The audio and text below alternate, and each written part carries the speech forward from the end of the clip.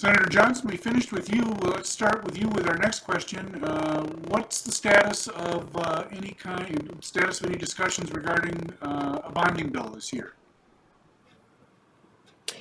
Yeah, we're very early in the bonding bill discussions right now. I think people are starting to look at the number first. They're saying, well, what's the size of the bonding bill it's going to be this year?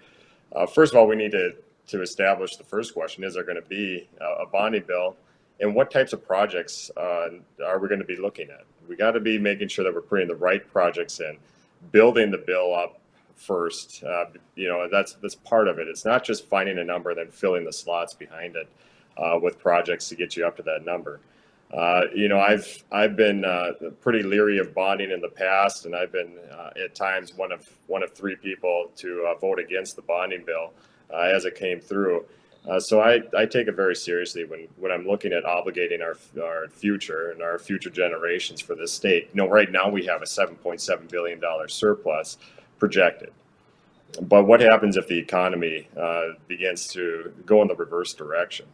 We got to make sure that we're in a good spot, that we're not setting ourselves up for some really negative impacts going further in the future. Right now, we are already at the third and the fourth for individual and corporate income tax in the U.S. We don't have a whole lot of room to tax. So if the economy starts going down, we can't look to tax dollars to fix it. We have to start looking for cuts.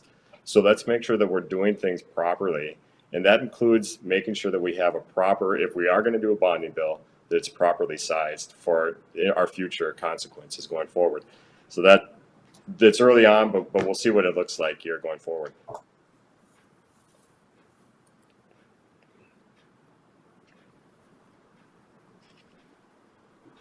Oh, I missed that.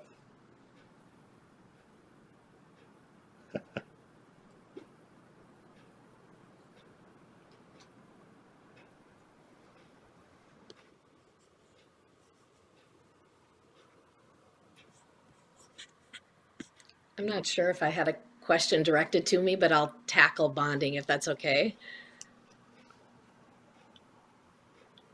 I think Go for it, as Representative far as Demuth.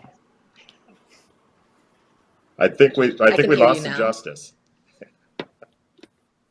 Well, I'll go ahead and I'll just talk for just a moment on the bonding piece, and then if it comes for it, okay, thank you.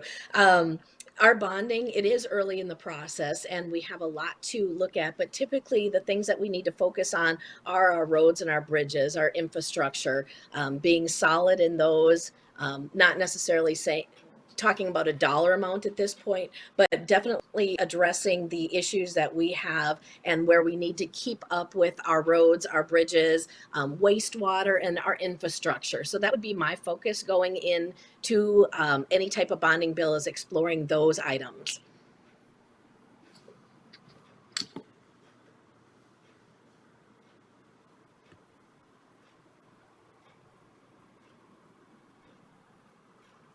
I'll tackle bonding. Maybe we'll just roll right through till we can hear Justice Anderson, and then is that okay? We'll just keep going.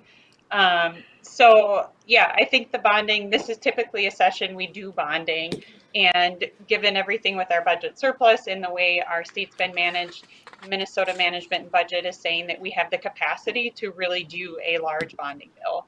And so on the House side, we applaud the governor for what he rolled out. I think that really showed a great number of projects throughout Minnesota and pretty much every legislative district that would be crucial. And as we come out of the pandemic and we talk about things we can do to invest in our state, investing in our infrastructure, investing in our communities is a great place to be. And we saw with the federal government putting forward their infrastructure package that we have a lot of opportunity to match the dollars that we saw come in from the federal government and have an enormous bang for our buck, so to speak.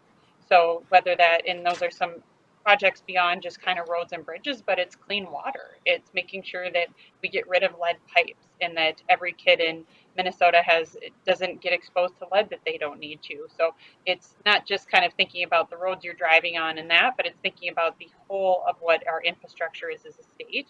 And I think there's incredible opportunity for a substantial bonding bill. And I think the governor did a great job laying out what he did. And I would imagine that we will echo a large, if not larger, bonding bill in the House to start that conversation and to really hopefully get something across the finish line that can really invest in communities across Minnesota.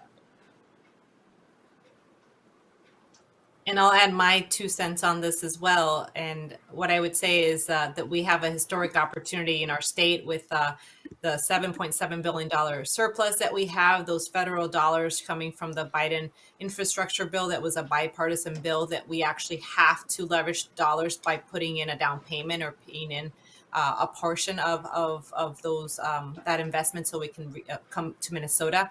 And we typically do a bonding bill every 2 years. So I question the if because I think it's our duty to put a bonding bill together. The question is, how big and how large would it be?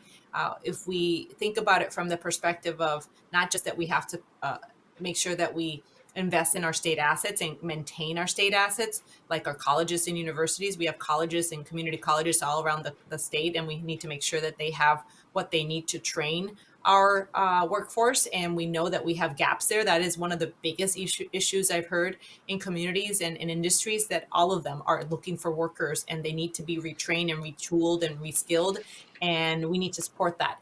The other piece I would say, again, it's jobs. These are building projects. These are construction projects for our trades. And if we do it correctly, if we do it in a way that we leverage the infrastructure infrastructure bill that came from the feds, our $7.7 billion surplus, not that we have to spend it all, but if we pick a few key areas like workforce and we have a robust bonding bill, we can really do historic things for our state to set us up for success for years to come, and frankly for generations to come. So this is our Minnesota moment, and I think bonding is a big part of it, and we shouldn't miss that opportunity.